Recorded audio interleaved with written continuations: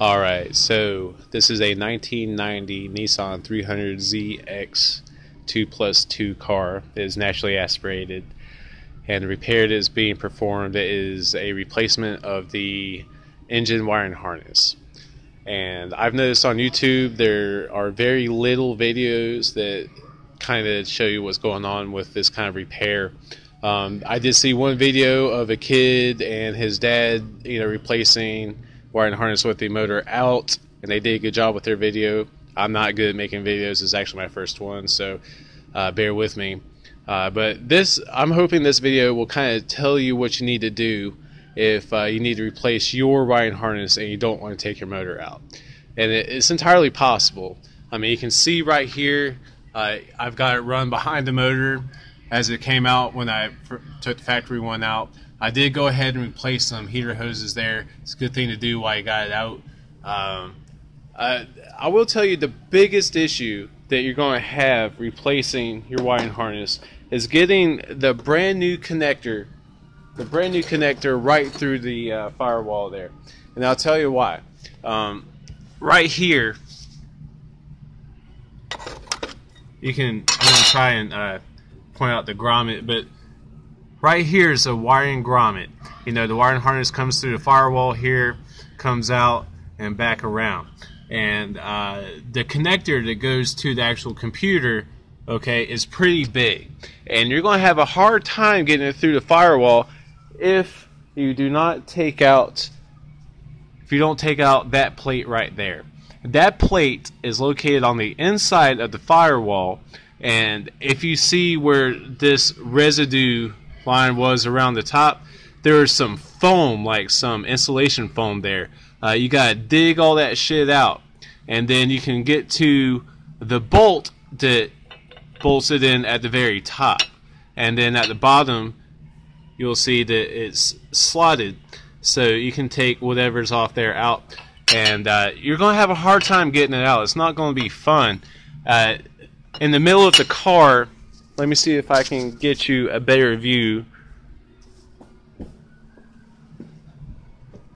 Alright, so in the floorboard here, you can see I've taken out the pan that holds all the computers, the modules for the security and everything. But you can kind of see right here, how big that connector is. And that's going to come right through the firewall, right up in this direction. I'll kind of back up to see, so you can see what part of the console I'm talking about. Alright, you're going to be like kind of right underneath your heater core there, if you know where that is. But up in the corner, if you go up that way, up in this corner, that's where you're going to find this plate.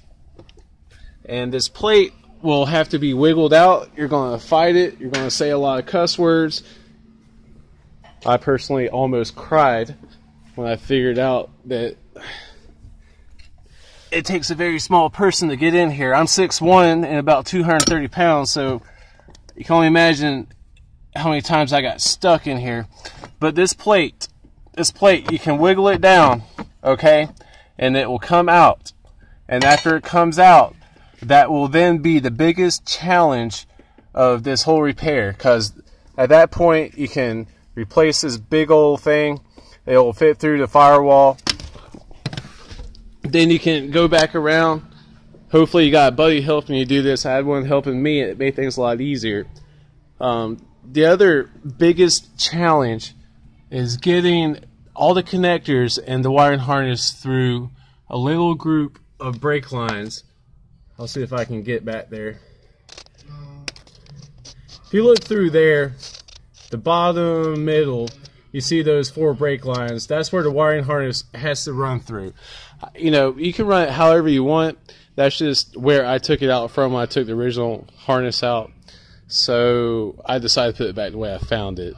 This will also be a good opportunity for you to do some deletes if you so wish. A lot of people, recommend doing the coolant delete off their plenum. You can even get rid of these EGR pipes if you're so inclined. I know it's a very basic thing, but do keep your lower intake covered up with a rag or something. I've seen a lot of motors get seized up because something had fell in there. It's a very expensive mistake. But hopefully this video has helped you guys somewhat. I wish you luck with your wiring harness installation.